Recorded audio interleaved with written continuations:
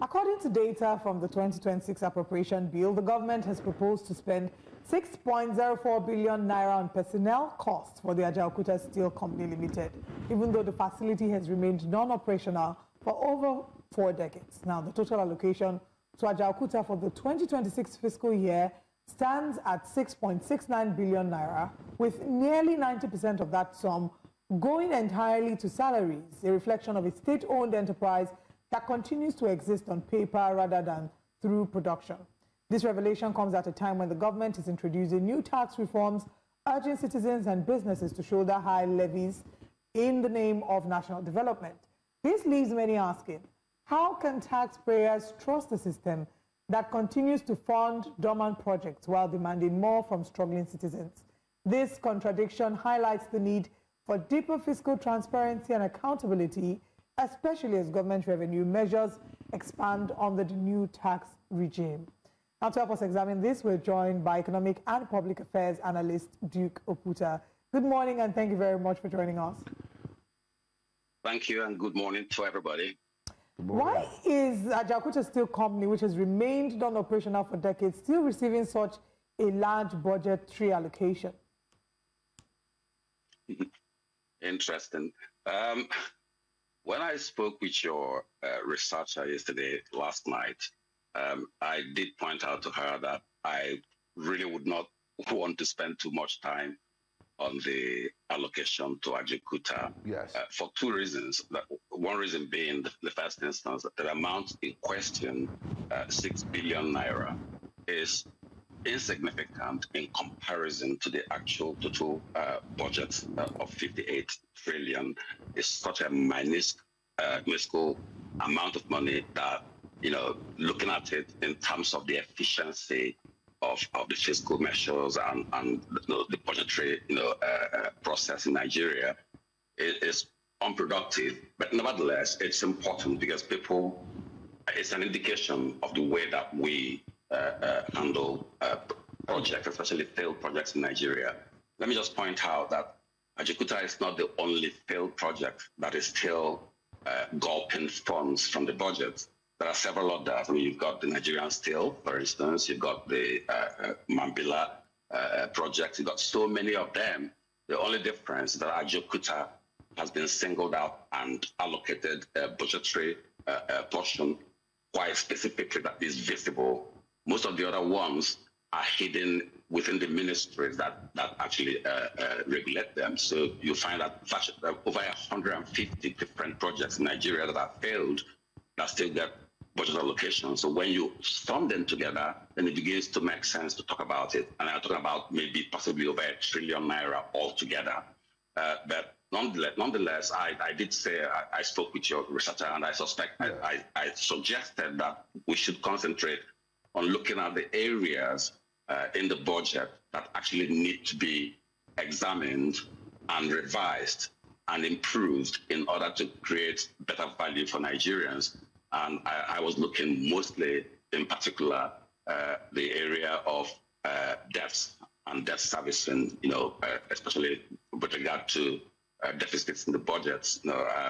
So if you don't mind, can we talk about that rather than the 9 billion that is not allocated? I don't know. What do you think? Beyond the budgetary allocations, I mean, let's just look at the Ajaokuta Steel Complex for what it is. It's Nigeria's largest steel mill, and the people that conceived the idea thought, it will be the backbone to our industrialization because it's around areas where you have large iron ore deposits. What was the spirit? And if Ajaokuta was working in optimum capacity, what would it have done to the Nigerian economy, and what do you suggest we do to it going forward? Because it seems you're pouring water into an empty basket at this moment. I mean, absolutely. Again, like I said, it's not just Ajaokuta. What about our refineries? I mean, oil is the mainstay of our economy, and our refineries are not working, which has meant that we've had to export our raw materials, bring them back in at ridiculous prices, and then spend most of our foreign reserves doing that. Yeah, Ajaokuta Steel Mill was a good concept, definitely a good concept. Every economy picks up on the back of steel. We need steel for construction. we need steel for development, and all the other things that come through it, the level of employment that is created by the peripheral industrial developments that follow it.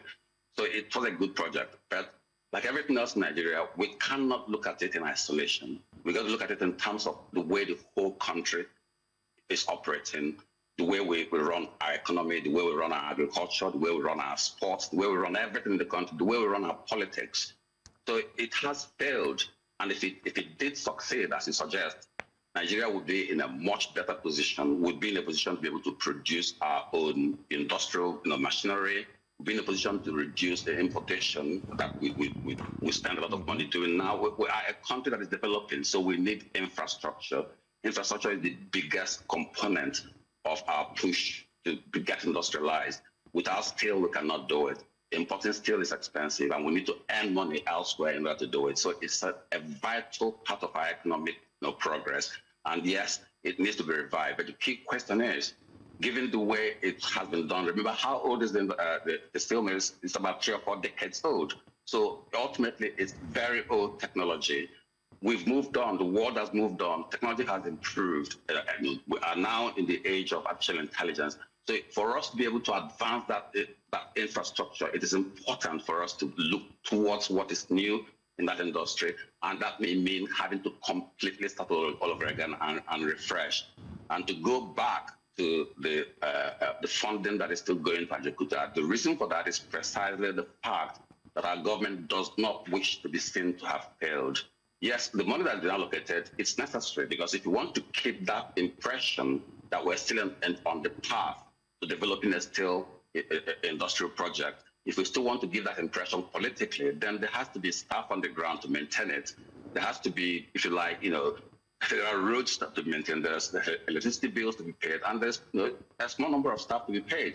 There's all kinds of things that gives an impression that we are still on it. The minute we stop allocating money to it, the minute we stop paying for those things, it means that the government has admitted failure. The government is not going to admit failure in Ajaokuta. But unfortunately, the only way to go forward is to say, yes, we have failed in this project, and scrap it completely and start all over again.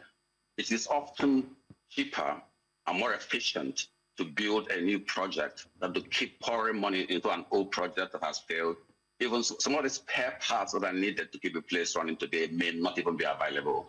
They may have to be fabricated from scratch specifically for us, which means that we're going to be doing them at 3, 4, maybe even 5 times the cost of normal spare parts. So it is not a good prospect for us to be looking forward, to be holding on to it and maintaining it, just to give that impression that we're still on it, that we're still in the process of achieving something that is obviously no longer achievable. So I would think that the best option for the Nigerian government is to scrap the project completely and start a completely new steel development project using modern technology, cheaper, faster, and more efficient.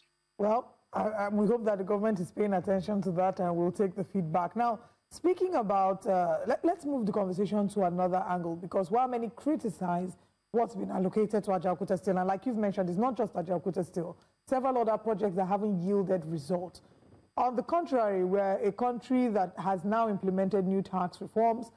Even though these tax reforms, there have been certain discrepancies, citizens would argue that you can't tax from poverty. But there's a lack of clarity that seems to cover this new tax reforms. It seems to be shrouded in some misconceptions. KPMG has given their report. They've talked about some gaps or omissions or errors. The Taiwo Oyedele has come out to say that the bulk of their report it makes sense, but that there were many issues that were misconstrued. So let's get your thoughts on the tax reforms, KPMG's report regarding the tax reforms as well. Well, again, let's ask ourselves the purpose of a tax reform. The purpose of a tax reform for Nigeria is to increase tax revenue for the government. Our tax revenue at the moment is far too small for the size of our economy. Let me just give you a snippet. I was comparing 2026 budget with the 2025 budget. And if you remember, the 2025 budget had a bigger revenue expectation than our current budget. So in 2025, we expected a lot more. I think it was about 40 trillion that was expected, projected as revenue expectation. And this year it's come down to 30 something. I'm not sure exactly how much it is, 36 or so. But the key thing is that then looking at what was actually achieved in 2025, what did the government actually receive in 2025 in revenue? You'd be amazed. Nobody talks about it. It's 10 trillion naira. So the government projected a revenue of 40 trillion and only achieved 10 trillion, a quarter of the projected revenue.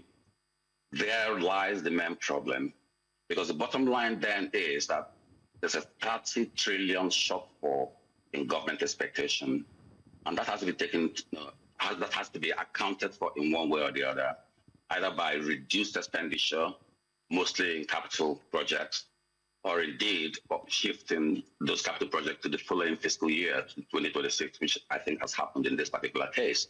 And the inability to pay, to meet up with recurrent expenditure, salaries and so on, which is why sometimes you find failures in state governments to pay salaries because their allocations are not there to give to them. So the key thing really is, what has the government done between 2025 and 2026 in order to reverse this kind of experience? Are they going to be able to achieve even 50% of the revenue expectations for 2026?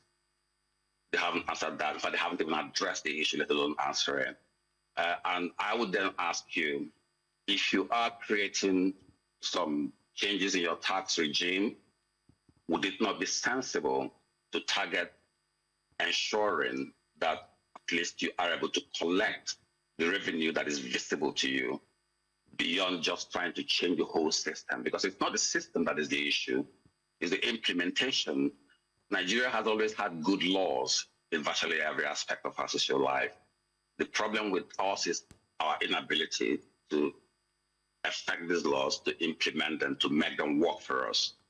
So in that respect, when you go back to the tax reforms, you find that most of the arguments that are happening have nothing to do with the aspects of the tax laws that will increase revenue. They have to do with formalities and processes, which in most cases are really not relevant to most people.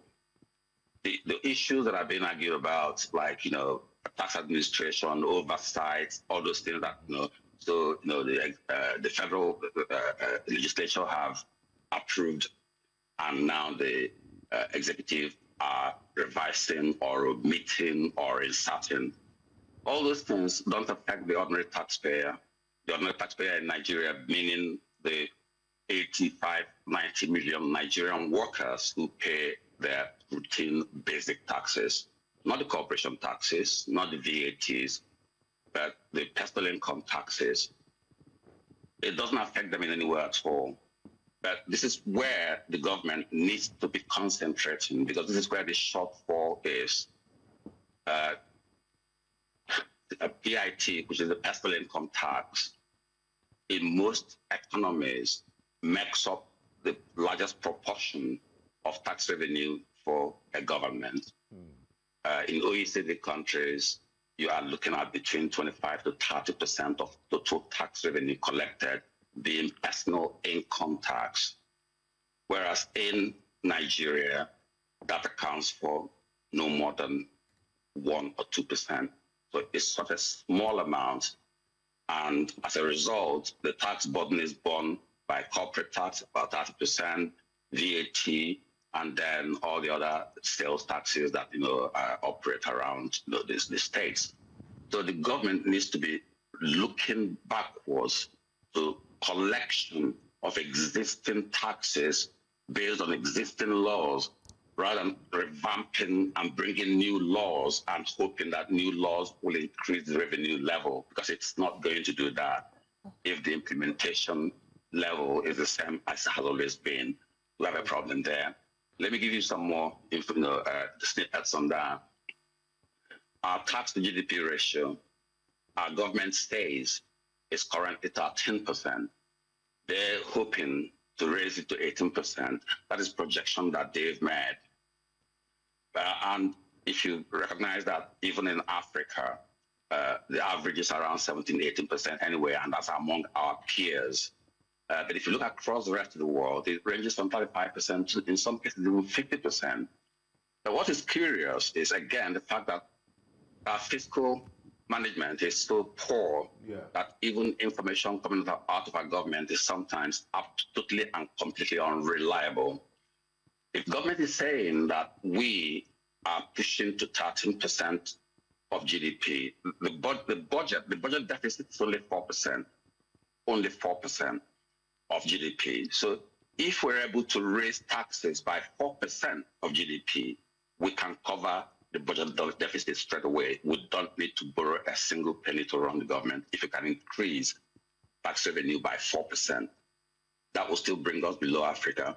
But hear this, our GDP is currently, and that's our government telling us that, we're not even sure it is accurate, it's currently around 500 trillion naira at the moment. If the government is accurate, they're correct, and the tax revenue that they have collected in the last year is 13% of GDP. That means we're talking about, what, 13% of 500 trillion is close to 70 trillion. So if they are correct in saying that our GDP, tax to GDP is 13% currently, then that means that we don't have a budget deficit. We can pick up 70 trillion naira from taxes, from the 500 trillion naira economy. So that is obviously not true. So there's no way our tax to GDP ratio is 13% according to the government. Also, looking back in 2024, I'd like to... Looking back in 2024, the tax revenue, the actual revenue that the government picked up was 10 trillion. So if they picked up only 10 trillion in 2024, with a GDP that is, again, slightly less than 500 trillion then, they were looking at tax to GDP ratio of 2 or 3%, which will be a quarter of the lowest rates in any non-failed country in the world. So we have a fundamental problem, which is a fundamental problem of structure. And that structure has to come from the top. The biggest shortfall is the non-taxation of the rich. It's not the taxation of the poor. 100 million Nigerians don't need to pay much tax, if any at all. But that small percentage, the 1 percentile top of the Nigerian economy that earn almost 80% of our revenue, they're the ones that run the oil companies, the ones that have the inspection companies, the ones that run the port authorities, the ones that build all the roads, the ones that mine everything. They pay no tax at all. And they're owing the country trillions of naira in tax every year with nobody bothering to actually attack them. I put forward this. I said to the president, there's a challenge to the president himself. The income tax level is 24%, which is about a quarter of your income. Can our president tell us if he has given Nigeria a quarter of his income last year? We know our president to be a rich president. He has very good businesses. He runs amazing businesses. We know him to be a billionaire. Well, at least perceptively, I don't have his account, so I can be sure. But we know there are several people in Nigeria who earn billions of naira every year.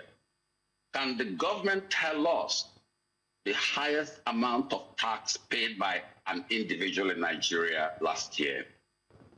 I would be surprised if it is more than 100 million naira, the highest amount of tax paid by any individual in Nigeria. So the key problem that we have is to go back to the basics, go back to the fundamental, and run the government the way a government should be run. Collect taxes from the rich. Collect taxes from the traders in Alaba. Collect taxes from the industrialists. Collect taxes from the pastors that are working out. How do you buy a private jet and then pay a tax of 100 million? It costs $1 trillion to buy a jet, or $1 billion to 50 billion to buy a jet, and yet you're paying 100 million naira in tax for a year. It doesn't make any sense. So that is where the shortfall is. And until the government is able to address this particular matter and get it right, they're going nowhere, because there's never going to be enough money to meet our needs. The budget deficit is rising year on year. Every year it gets bigger. and that is piling up debt for the future. This year, we are spending more than 25% of government revenue to service debts alone. It's not appropriate. And the government tries to pepper through this thing by telling us, oh, our borrowing to GDP level is not bad. It's comparable with the rest of the world. Yes, but because our tax to GDP level is not comparable, it is pointless comparing our borrowing to GDP to the rest of them, because you don't pay back your borrowings from GDP. You pay it back from revenue. So what you should be comparing is our tax to revenue levels compared to the rest of the world. And when you do that, again, you'll find Nigeria right at the bottom. Mr. Oputa, I mean, from my interactions with you over the years, you've always been pro-tax, and you saw the tax laws in Nigeria as a low-hanging fruit that government could use to generate revenue. And I think it was in the spirit of that the presidency decided to look into tax reforms, and they've passed this law now. They say the spirit behind it is to expand the tax net. I haven't said that and looked into details of the new tax reforms. It seems when you say expanding the net, and we're still not meeting the 18% African average of tax to GDP, you're wondering how much is being expanded. And then when you raise issues about the 1% pay minimal tax, the richest of the rich people not paying enough tax, it questions the whole exercise. Or what do you make of this? I mean, again, like I said, it's a good thing that they are looking at the issue. They are looking to expand that net. But what I'm trying to say is that it's not about expanding the net. The net is wide enough as it is. It's about catching. If you don't know how to catch fish, you don't know how big your net is, you're not going to catch anything. Somebody with one hook might pull out a massive big tilapia, and you with a big net will just pick up a few sardines. So expanding the net is not the issue. It's ensuring that that net is catching the fish. That is the most important thing. And they are not doing that. Okay. Again, like I said, and this is really critical because, again, personal income tax is the contribution by everybody in the country. I would have thought, in my own view, I think that the structure that allows the states to control personal income tax and the federal government to control the corporation tax is not adequate for a country like Nigeria, for a developing economy that has so few infrastructures and is fragmented and have no establishments.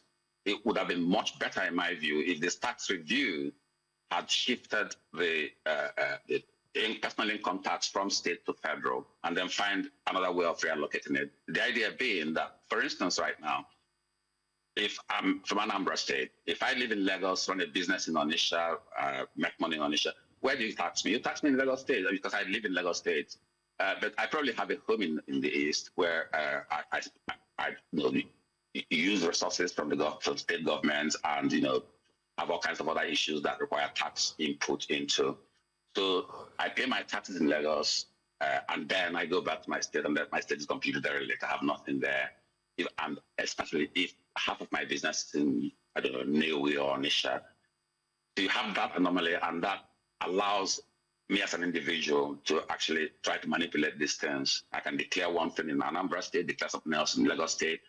And more importantly, it might be easier for me to overstep and avoid tax in Anambra because infrastructure is not good enough, the expertise is not there, et cetera, et cetera.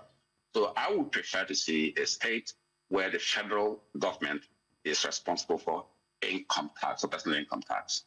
And then it can be reallocated as to where it originated, if you like. But that allows no particular person to crisscross from one state to the other, shifting assets around or whatever, therefore, for avoiding tax. And also means that we can have one central expertise pool that works hard to have the best outcome out of whatever existing law that we have in taxation. So yes, the tax reforms are good, but most people don't realize that the vast majority of the tax reform actually targets corporate entities and especially cross-border entities as well. But most of these things that we're talking about relate to Foreign companies that come in here, shift around their cost basis and everything in order to avoid paying tax in Nigeria. This is what most of the reform is about. It has very little to do with that aspect that is the biggest shortfall in our collection, again, personal income tax. Another thing I would like to see is to raise higher the threshold that people pay taxes, because there's poverty in the country, there's a lot of suffering in the country. I think that taxes should not come in until people are earning, in my view, at least 500,000 naira a month.